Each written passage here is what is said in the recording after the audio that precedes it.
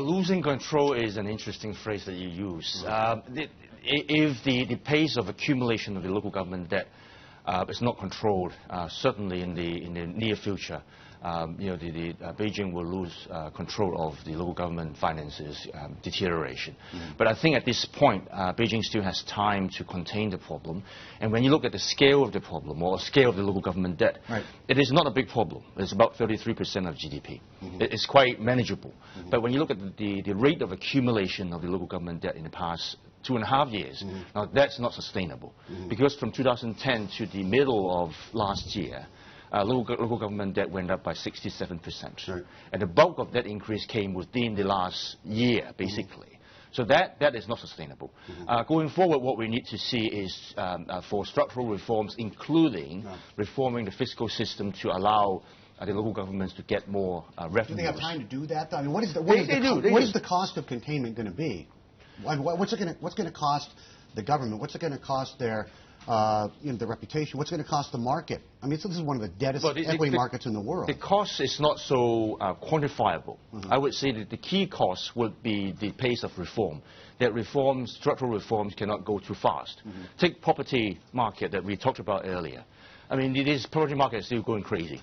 But from the local government finance or fixing the problem perspective is concerned, Beijing will not be able or cannot really clamp down on the property market too much because, as the new audit report showed, in the past year or so, local governments relied more heavily on land sales to finance their expenditure. So you cannot really crack the property market because that would directly hurt the local government finances. So the cost, as I said, will be the pace of reform. It will have to go slower, much slower than expected. While there are some low-hanging fruit reform measures that can be implemented. So we're likely to see a sort of a two-speed reform. Easy parts can be done, that will be done fast. But then the more structural, deeper part will take more time.